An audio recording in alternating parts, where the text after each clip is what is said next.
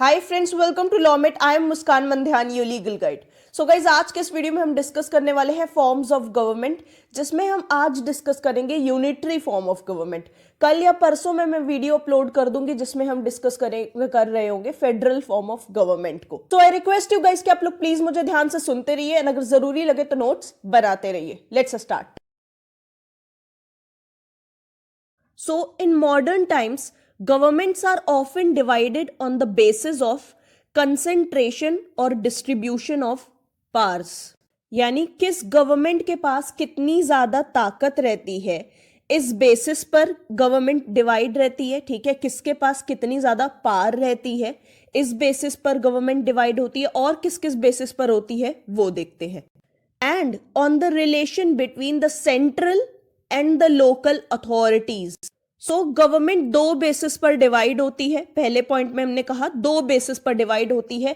पहला बेसिस है distribution of power या कंसेंट्रेशन ऑफ पावर, किसके पास कितनी ज्यादा अथॉरिटी है, किसके पास कितनी ज्यादा ताकत है, उस बेसिस पर डिवाइड होती है। दूसरा है सेंट्रल गवर्नमेंट और लोकल अथॉरिटीज के बीच में जो रिलेशन होता है उसके बेसिस पर डिवाइड होती है। यानी सेंटर और लोकल अथॉरिटीज के बीच का जो रिलेशन है उसके बेसिस पर डिवाइड होना। अब ऐसी कौन कौन सी गवर्नमेंट्स है? Such governments are unitary and federal. Such governments are unitary and federal. अब हम चलते हैं सेकेंड पॉइंट की तरफ।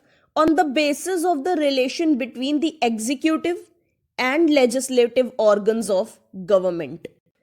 On the basis of executive and legislative organs of the government. अच्छा, जो एग्जीक्यूटिव और लेजिस्लेटिव ऑर्गन्स रहते हैं गवर्नमेंट के, उनके बीच के जो रिलेशनशिप है, उनके बीच का जो रिलेशनशिप है उसके बेसिस पर जब गवर्नमेंट को हम डिवाइड करते हैं तो हमें दो तरीके की गवर्नमेंट मिलती है। कौन कौन सी? पार्लियामेंट्री एंड दूसरी प्रेसिडेंशियल, राइट। और जब हम पावर के बेसिस पर या relation between central and local authorities के रिलेशन के ऊपर जब डिवाइड करते हैं गवर्नमेंट्स को, तो हमें दो तरह की गवर्नमेंट मिलती है, यूनिटरी एंड फेडरल, राइट। ये चीज आपको याद रखनी है किस बेसिस पर गवर्नमेंट डिवाइड हो रही है, क्योंकि क्वेश्चन ऐसे ही बनता है। Discuss the forms of government divided on the basis of the concentration और डिस्ट्रीब्यूशन ऑफ पावर्स, या on the relation between the central and local authorities. या ऐसे बनेगा, discuss the forms of government divided on the basis of the relation between the executive and legislative organs of the government। सीधा सीधा शायद question ना आए कि unitary and federal form of government को डिस्कस करो। क्वेश्चन ऐसे घुमा के भी आपसे पूछा जा सकता है, इसीलिए प्लीज इसे जरूर लिखिएगा। अब डिस्कस करते हैं meaning and definition of unitary form of government की। जब पूरी गवर्नमेंटल पावर, ठीक है, किसी सिटीजन्स को गवर्न करने की जो पावर है, जो कंट्री को रन करने की जो पावर है, वो जब एक सिंगल सेंट्रल गवर्नमेंट के पास होती है, और ये पावर उसे कहां से मिलती है? कॉन्स्टिट्यूशन से मिलती है, राइट। सो जब एक सिंगल गवर्नमेंट के पास कंट्री को रन करने की पावर होती है, यानी गवर्नमेंटल पावर होती है, और ये पावर उसे कॉन्स्टिट्यूशन से मिलती है, राइट। एंड जो लोकल अथॉरिटीज रहती हैं, जब मैं लोकल अथॉरिटीज बोल रही हूं तो क्या बोल रही हूं? जो सेंट्रल गवर्नमेंट है और जो स्टेट्स है बाकी, राइट। जो लोकल अथॉरिटीज नहीं रहती, यूपी का जो स्टेट है या जो बाकी स्टेट्स है, तो वो हो गई हमारी लोकल गवर्नमेंट्स। सो जो लोकल अथॉरिटीज हैं उन्हें अपनी पावर कहाँ से मिलेगी गवर्न करने की, है ना। उनके पास भी तो पावर होती है ना, जो लोग हमें गवर्न कर रहे हैं। यूपी को योगी जी गवर्न कर रहे हैं, तो उनके पास ही गवर्नमेंटल पावर कहाँ से आ रही है, राइट। या कहीं और कोई और गवर्न कर रहा है, तो उनके पास ये ताकत आ कहां से रही है? ये ताकत उन्हें मिल रही है सेंट्रल गवर्नमेंट से, राइट। इस मीनिंग की बात कर रही हूं, यहां की रियल सिचुएशन की बात नहीं कर रही हूं। ये पावर उन्हें मिल रही है सेंट्रल गवर्नमेंट से। सो एक यूनिटरी फॉर्म ऑफ गवर्नमेंट में क्या होता है? सेंटर के पास पूरी ताकत रहती है, राइट। और जो लोकल अथॉरिटीज रहती हैं उनको भी ताकत सेंटर से ही मिलती है। समझ रहे हो? यानी अगर लोकल अथॉरिटीज सॉवरेन है, या वो ऑटोनॉमस है, या वो इंडिपेंडेंट है, तो वो क्यों इंडिपेंडेंट है? Because of the centre, right. यानी सेंटर जब चाहे इनसे इनकी ताकत छीन सकता है और इनको हटा सकता है। This is known as unitary form of government. Union unitary का मतलब क्या हुआ, यूएनआई का मतलब क्या हुआ, यूनी का मतलब क्या हुआ, एक, यूनी का मतलब होता है एक, ठीक है। एक क्या है, एक है सेंटर, ओनली वन सेंटर, यानी only single centre will be powerful, only single centre will have governmental power, right. इतना तो हमें समझ में आ गया। तो सेंटर पावरफुल होगा एंड जो लोकल अथॉरिटीज होंगी, जो लोकल गवर्नमेंट्स होंगी, उनको ताकत कहां से मिलेगी गवर्न करने की, उनको ताकत मिलेगी गवर्न करने की या परमिशन मिलेगी गवर्न करने की सेंटर से। उन्हें सेंटर परमिशन देगा कि हाँ आप गवर्न कर सकते हो अपने लोकल एरियाज को, और सेंटर जब चाहे उनकी इंडिपेंडेंस उनसे छीन सकता है, राइट, उनकी एग्जिस्टेंस खत्म कर सकता है। कल को सेंटर कह सकता है कि आज से हम ये एरिया गवर्न करेंगे, आपकी गवर्नमेंट गई, राइट, मान लो ऐसा।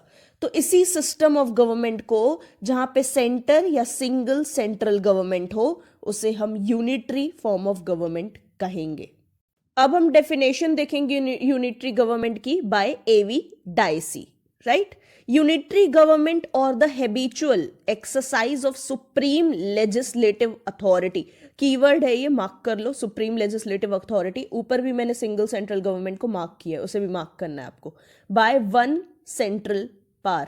तो ये क्या कह रहे हैं, यूनिटरी गवर्नमेंट, या यूनिटरी गवर्नमेंट को हम और क्या समझ सकते हैं, हम समझ सकते हैं habitual exercise of supreme legislative authority, यानी सुप्रीम लेजिस्लेटिव अथॉरिटी का ये हुआ कि जो सिंगल सेंट्रल गवर्नमेंट रहती है, जब हम यूनिटरी फॉर्म ऑफ गवर्नमेंट की बात कर रहे हैं, तो वहां पे एक और फीचर हमें देखने को मिलता है कि जो लेजिस्लेचर है वो सुप्रीम बॉडी है गवर्नमेंट की, राइट। लेजिस्लेचर यानी कि जो लॉज बनाता है ना, तो सुप्रीम लेजिस्लेटिव अथॉरिटी वो कहलाएगा, यानी उसके लॉज माने जाएंगे, उसके लॉज इंप्लीमेंट किए जाएंगे, समझ रहे हो, by one central power.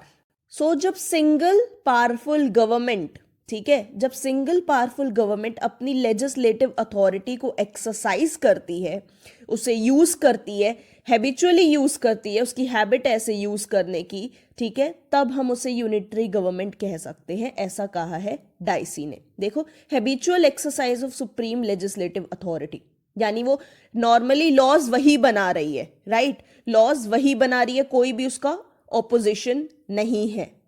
So unitary government basically अपनी लेजिस्लेटिव अथॉरिटी को यूज करती है, राइट। एक सेंट्रल पावर अपनी लेजिस्लेटिव अथॉरिटी को यूज कर रहा है, लॉज बना रहा है रेगुलरली, राइट। तो वहां पे लेजिस्लेचर यार सुप्रीम पे हमेशा रहेगा, है ना।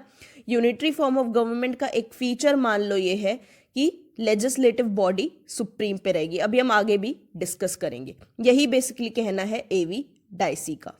सो जितने भी गवर्नमेंटल पावर्स रहते हैं वो एक गवर्नमेंट ही यूज करती है, राइट। इसी को हम यूनिटरी फॉर्म ऑफ गवर्नमेंट कहते हैं। जितने भी गवर्नमेंटल पावर्स रहते हैं, चाहे वो सिटीजन्स को राइट्स देना हुआ, या सिटीजन्स की ड्यूटीज उन्हें बताना हुआ, या सिटीजन्स के लिए कुछ करना हुआ, कुछ भी, जितने भी पावर्स हैं वो एक गवर्नमेंट के पास ही रहते हैं।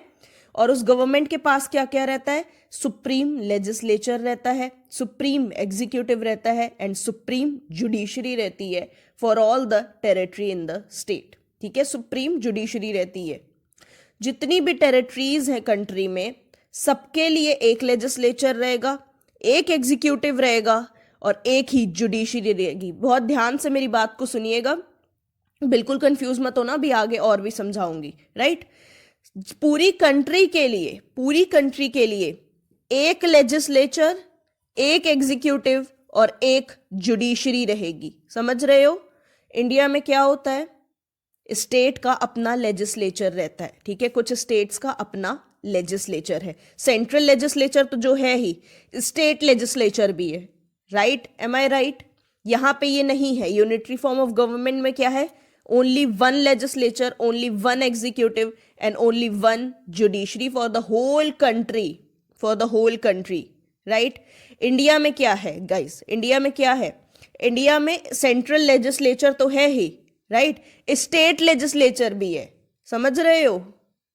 तो इस हिसाब से क्लियर हो गया कि इंडिया यूनिटरी गवर्नमेंट नहीं है, अभी के लिए ये क्लियर हो गया कि इंडिया यूनिटरी गवर्नमेंट नहीं है। सो यूनिटरी गवर्नमेंट में क्या होता है, जो प्रोविंसेस की गवर्नमेंट रहती है, मतलब जो स्टेट गवर्नमेंट रहती है, एक कंट्री की जो सेंट्रल गवर्नमेंट हो गई उसी के पास पूरी पावर रहती है। तो जो बाकी छोटी छोटी स्टेट गवर्नमेंट्स रहती हैं, सेंट्रल गवर्नमेंट उनको अपने इक्वल ट्रीट नहीं करती है, राइट। उन्हें अपने सबऑर्डिनेट ही बनाकर रखती है और उन्हें ऑर्डर्स इशू करती है। ऐसा इंडिया में तो नहीं होता है, राइट। कोई भी यहाँ पे किसी के भी सबऑर्डिनेट नहीं है, स्टेट सेंटर के सबऑर्डिनेट नहीं है, राइट। स्टेट के पास अपनी पावर्स है, सेंटर के पास अपनी पावर्स है। लेकिन यूनिटरी गवर्नमेंट में क्या होता है, जो स्टेट्स रहते हैं वो सेंटर के अधीन रहते हैं, राइट। सेंटर उन्हें ऑर्डर्स इशू करता है, उन्हें बताता है कि उन्हें क्या करना है, और सेंटर जब चाहे उनकी पावर को छीन सकता है, उनसे ले सकता है वापस। अच्छा, कौन कौन सी कंट्रीज के पास यूनिटरी गवर्नमेंट है? वो है Denmark, Sweden, Andorra, Israel, etcetera, right. A unitary system of government does not necessarily imply unicameralism. Unicameral का मतलब होता है having one house, right. Government having one house या having only one chamber. India में यूनिकेमरलिज्म नहीं है, इंडिया में बाइकेमरलिज्म है। क्यों? क्योंकि हमारे पास दो हाउसेज हैं, एक अपर हाउस एक लोअर हाउस, राइट। एक लोकसभा है एक राज्यसभा है। लेकिन काफी कंट्रीज के पास, जैसे कि फिनलैंड, ठीक है, फिनलैंड में क्या है, यूनिकेमरलिज्म है। वहां पे सिर्फ एक ही हाउस है ना, सिर्फ एक ही हाउस है। तो यूनिटरी गवर्नमेंट में क्या होता है, काफी बार आपको देखो सिंगल हाउस होना तो लाजमी है ना, बिकॉज यूनिटरी सिस्टम हम कह रहे हैं तो यूनिकेमरलिज्म होगा। यूनी से समझ सकते हो, सिंगल गवर्नमेंट सिंगल हाउस, ऐसे हम समझ सकते हैं। लेकिन जरूरी नहीं है कि ऐसा ही हो, राइट। ये जरूरी नहीं है कि यूनिटरी फॉर्म ऑफ गवर्नमेंट में हमें सिर्फ सिंगल हाउस देखने को मिले या सिर्फ सिंगल चेंबर देखने को मिले। ऐसा भी हो सकता है काफी सारी कंट्रीज में यूनिटरी फॉर्म ऑफ गवर्नमेंट हो और वहां पे हमें बाइकेमरलिज्म देखने को मिले, यानी दो हाउसेस देखने को मिले, राइट। तो ऐसी गवर्नमेंट्स को भी डिस्कस करते हैं। So, in fact, the legislatures of most countries with unitary systems are bicameral, right? यानी कि काफी सारी कंट्रीज में जहां यूनिटरी फॉर्म ऑफ गवर्नमेंट है, यूनिटरी सिस्टम है, वहां पे हमें बाइकेमरलिज्म देखने को मिलता है। और क्या होता है वहां पे, एक चैम्बर ज्यादा पावरफुल रहता है दूसरे चैम्बर से, यानी एक हाउस गवर्नमेंट का ज्यादा पावरफुल रहता है दूसरे हाउस से। उसका एग्जाम्पल क्या है, United kingdom, right. United kingdom has a unitary system of government. United kingdom में आपको यूनिटरी सिस्टम ऑफ गवर्नमेंट देखने को मिलेगा, लेकिन वहां पे दो हाउसेज हैं। कौन से दो हाउसेज हैं? House of Lords and House of Commons, right. House of Lords, House of Commons को आप लोकसभा की तरह देख सकते हो यहाँ पे, और हाउस ऑफ लॉर्ड्स को आप राज्यसभा की तरह देख सकते हो वहां पे। समझ गए? तो वहां पे दो हाउसेज हैं, House of Lords and House of Commons. House of Commons वहां पे ज्यादा पावरफुल है देन हाउस ऑफ लॉर्ड्स। तो हमने अपनी बात ऐसे प्रूव कर दी, right. Unitary system of government में बाइकेमरलिज्म भी हो सकता है। एग्जाम्पल क्या है, यूनाइटेड किंगडम, वहां पे बाइकेमरलिज्म है, ठीक है। वहां पे कौन से है दो houses, House of Lords and House of Commons. House of Commons ज्यादा पावरफुल है, समझ गए। The Commons has become by the far more powerful than two chambers. So the parliaments of Italy, Japan and France are also bicameral, though none of those countries has a federal form of government. यानी Italy, Japan, France, यहाँ पे भी आपको unitary form of government देखने को मिलेगी, लेकिन यहाँ पे बाइकेमरलिज्म है, राइट। यूनिकेमरलिज्म नहीं है, बाइकेमरलिज्म है। अब यूनिकेमरलिज्म जो है, जो हम सिंगल हाउस की बात करें कि सिंगल हाउस होता है, वो यार छोटी कंट्रीज के लिए बेटर है, राइट। जैसे कि फिनलैंड बहुत छोटी कंट्री है, वहां पे 1 स्क्वायर फीट में आपको सिर्फ एक आदमी रहते हुए मिलेगा, इतनी छोटी कंट्री है, ठीक है। पॉपुलेशन ज्यादा नहीं है, तो उन कंट्रीज के हिसाब से सिंगल हाउस होना सही है।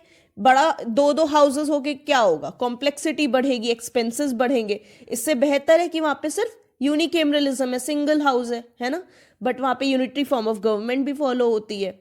इसी तरीके से इंडिया, यूनाइटेड किंगडम, ये सारी बड़ी बड़ी कंट्रीज हैं, समझ रहे हो। यहाँ पे बाइकेमरलिज्म ही चलेगा। इंडिया को हटा दो, यूनाइटेड किंगडम को समझो, है ना। वहां पे बड़ी कंट्री है तो बाइकेमरलिज्म ही वर्क करेगा। समझ गए आप लोग? तो हमें एक चीज हमेशा याद रखनी है कि यूनिटरी फॉर्म ऑफ गवर्नमेंट में जरूरी नहीं है कि यूनिकेमरलिज्म ही फॉलो होता हो, काफी जगह बाइकेमरलिज्म भी फॉलो होता है। और बाइकेमरलिज्म जहां पे फॉलो होता है तो वहां पे एक हाउस जनरली पावरफुल रहता है दूसरे हाउस के कंपैरिजन में। अब कैरेक्टरिस्टिक्स डिस्कस करते हैं यूनिटरी गवर्नमेंट की। जो स्टेट के पार्स रहते हैं, ठीक है, जो गवर्नमेंटल पार्स रहते हैं वो सिर्फ सिंगल सेंट्रल गवर्नमेंट के पास रहते हैं, ठीक है। और यही पार्स आप प्रोविंशियल गवर्नमेंट्स को भी दे सकते हो, लोकल गवर्नमेंट्स को भी दे सकते हो, और सेंटर जो है इन पार्स को छीन भी सकता है, उनसे वापस भी ले सकता है और उन्हें मॉडिफाई भी कर सकता है। मॉडिफाई करने का मतलब क्या हुआ, या तो उन पार्स को कम कर सकता है या तो बढ़ा सकता है, ठीक है। तो ये सारी ताकत सेंट्रल गवर्नमेंट के पास ही रहती है, सिंगल सेंट्रल गवर्नमेंट के पास रहती है, ठीक है। एंड सेकेंड पॉइंट में क्या कहा जा रहा है कि लेजिस्लेटिव बॉडी सुप्रीम रहती है, राइट। एक लेजिस्लेटिव बॉडी ही सुप्रीम रहती है। इस सेंट्रल लेजिस्लेचर के पास पार रहती है कि जो बाकी दूसरी लेजिस्लेचर्स हैं, यानी जो बाकी स्टेट लेजिस्लेचर्स हैं, उनके लॉज को ओवर रूल कर सके। ओवर रूल करने का क्या मतलब हुआ, यानी सपोज स्टेट ने कोई लॉ निकाला, जो स्टेट अथॉरिटीज हैं, यूपी ने सपोज कोई लॉ निकाला, राइट। अब वो लॉ ऐसा है और सेंट्रल जो गवर्नमेंट है उसने भी एक लॉ निकाला, तो सेंट्रल गवर्नमेंट के लॉ और स्टेट गवर्नमेंट के लॉ के बीच में अगर कॉन्फ्लिक्ट है, ठीक है, अगर कोई कॉन्फ्लिक्ट है तो सेंट्रल गवर्नमेंट का लॉ ही प्रिवेल करेगा कॉन्फ्लिक्ट के केस में, ठीक है। मतलब अगर स्टेट गवर्नमेंट ने कुछ कहा कि जो हाईवेज हैं, सपोज स्टेट गवर्नमेंट ने कहा कि जो हाईवेज हैं, एग्जाम्पल ले रहे सिर्फ हम लोग, सिर्फ एग्जाम्पल है, ठीक है। स्टेट गवर्नमेंट ने कहा कि हाईवेज हैं वहां पे लिकर शॉप्स नहीं रहेंगी, राइट, लिकर शॉप्स बंद कर दी जाएं। वहीं सेंटर ने बोला कि ठीक है, हाईवेज पे लिकर शॉप्स 10 से 11 के बीच में, रात को 10 से 11 के बीच में ही खुल सकती हैं, उसके बाद नहीं खुल सकती हैं। तो स्टेट गवर्नमेंट और यहाँ पे सेंट्रल गवर्नमेंट के लॉ के बीच में कॉन्फ्लिक्ट है, राइट, एक कॉन्फ्लिक्ट हो रहा है। तो यहाँ पे सेंट्रल गवर्नमेंट का लॉ ही प्रिवेल करेगा, राइट। अगर यूनिटरी फॉर्म ऑफ गवर्नमेंट होती तो सेंट्रल गवर्नमेंट का ही लॉ प्रिवेल करता, उसी के लॉ को फॉलो किया जाता, राइट। तो सेंट्रल लेजिस्लेचर ने ओवर रूल कर दिया किसको, स्टेट गवर्नमेंट के लॉ को। यही यहां पे कहा जा रहा है कि सेंट्रल लेजिस्लेचर सुप्रीम रहता है और वो ओवर रूल कर सकता है बाकी लोकल लेजिस्लेटिव बॉडीज को, है ना। यही मतलब है यहाँ पे सेकेंड पॉइंट का। जहां पे यूनिटरी गवर्नमेंट रहती है वहां पे कॉन्स्टिट्यूशन रिटन भी हो सकता है, अनरिटन भी हो सकता है, लेकिन कॉन्स्टिट्यूशन काफी ज्यादा फ्लेक्सिबल होता है ना। फ्लेक्सिबल का मतलब क्या है, उसे इजीली अमेंड किया जा सकता है, इजीली उसमें चेंजेस लाए जा सकते हैं और नए लॉज भी ऐड किए जा सकते हैं। सिंगल सिटीजनशिप ही फॉलो होती है, राइट, सिंगल सिटीजनशिप ही फॉलो होती है irrespective of the region where citizens reside. Single citizenship रहती है सारे सिटीजन्स के पास, यानी वो किसी भी रीजन में रह रहे हो, किसी भी लोकल एरिया में रह रहे हो उससे मतलब नहीं है, किसी भी स्टेट में रह रहे हो उससे मतलब नहीं है, सबके पास एक ही सिटीजनशिप रहेगी, राइट, सबको एक ही बार सिटीजनशिप मिलेगी। फिफ्थ पॉइंट वही है जो हमने पहले डिस्कस किया था कि काफी सारे यूनिटरी फॉर्म ऑफ गवर्नमेंट में यूजुअली यूनिकेमरलिज्म ही फॉलो होता है, लेकिन काफी सारी कंट्रीज ने बाइकेमरलिज्म का सिस्टम फॉलो किया है। सेंट्रल गवर्नमेंट और स्टेट गवर्नमेंट में जो कॉन्फ्लिक्ट्स होते हैं वो काफी ज्यादा कम होते हैं यूनिटरी फॉर्म ऑफ गवर्नमेंट में। क्यों? क्योंकि ज्यादा से ज्यादा पावर तो यूनिटरी गवर्नमेंट के पास रहती है, तो कॉन्फ्लिक्ट के चांसेस ही नहीं है ना। यूनिटरी गवर्नमेंट ही हर चीज डिसाइड करेगी क्योंकि वही सुप्रीम है। अब मेरिट्स डिस्कस करेंगे यूनिटरी गवर्नमेंट के। सबसे पहला मेरिट है यूनिफॉर्मिटी रहती है, राइट। लॉ और एडमिनिस्ट्रेशन में यूनिफॉर्मिटी रहती है पूरी कंट्री में। यूनिफॉर्मिटी का मतलब क्या होता है, यानी जो लॉ पास हो गया सिंगल लॉ वही फॉलो होगा, जैसे एडमिनिस्ट्रेशन बन गया वैसे चलेगा, यूनिफॉर्म रहेगा पूरी कंट्री में। ऐसा नहीं कि यहाँ पे अभी यूपी में कुछ चल रहा है, सेंटर में कुछ चल रहा है, कहीं कुछ चल रहा है, ऐसे नहीं होता है। यूनिफॉर्म लॉ रहेगा, यानी एक लॉ जो सेंटर ने बोला कि ये लॉ फॉलो होगा तो वही लॉ फॉलो किया जाएगा, है ना। यही एडमिनिस्ट्रेशन का प्रोसेस बताया, वही प्रोसेस पूरी कंट्री में फॉलो होगा। ऐसा होता है यूनिटरी गवर्नमेंट में। अब सभी के पास सिंगल सिटीजनशिप है, राइट। अब सभी के पास जब सिंगल सिटीजनशिप है तो कोई सा भी प्रोफेशन कर सकता है, ठीक है, कोई सा भी काम कर सकता है और किसी भी कंट्री के किसी भी पार्ट में वो प्रॉपर्टी ओन कर सकता है या प्रॉपर्टी खरीद सकता है बिना किसी रेस्ट्रिक्शन के, राइट। अब एक ही सेंटर है, ठीक है, एक ही सेंटर है, वही सेंटर पावरफुल है तो डिसीजंस काफी क्विकली ले लेते हैं, ठीक है, डिसीजंस काफी जल्दी हो जाते हैं। एफिशिएंट और कॉम्पिटिटिव ऑफिसर्स अपॉइंट किए जाते हैं ताकि अच्छे से एडमिनिस्ट्रेशन जो है कंट्री का वो रन कर सके। गवर्नमेंट काफी ज्यादा पावरफुल हो जाती है बिकॉज सिंगल सेंट्रल गवर्नमेंट रहती है, उसके पास सारी ताकत रहती है, राइट, इसलिए बहुत ज्यादा पावरफुल हो जाती है। तो वही रिस्पॉन्सिबल रहती है लॉ एंड ऑर्डर मेंटेन करने के लिए कंट्री में और कंट्री को डिफेंड करने में अगर कभी अटैक होता है तो। अब ये सिस्टम काफी ज्यादा एक्सपेंसिव नहीं है, ठीक है, वेरी लेस एक्सपेंसिव है, बहुत ही सस्ता सिस्टम है यूनिटरी गवर्नमेंट का, ठीक है, बिकॉज एक ही आपको सेंटर मैनेज करना होता है, राइट, एक ही, और पूरी कंट्री के लिए हो जाता है। तो छोटी कंट्रीज के लिए काफी ज्यादा अच्छा सिस्टम है। फॉर एग्जाम्पल फिनलैंड में यूनिटरी गवर्नमेंट है और काफी अच्छे से वो रन करती है बिकॉज वहां पे एक तो छोटी कंट्री है, छोटी कंट्री के हिसाब से ही सिस्टम सबसे बेस्ट है। कॉन्स्टिट्यूशन काफी ज्यादा फ्लेक्सिबल होता है यूनिटरी गवर्नमेंट में, राइट, फ्लेक्सिबिलिटी इतनी ज्यादा रहती है कि आप इजीली उसमें अमेंडमेंट्स कर सकते हो, इजीली चेंजेस कर सकते हो।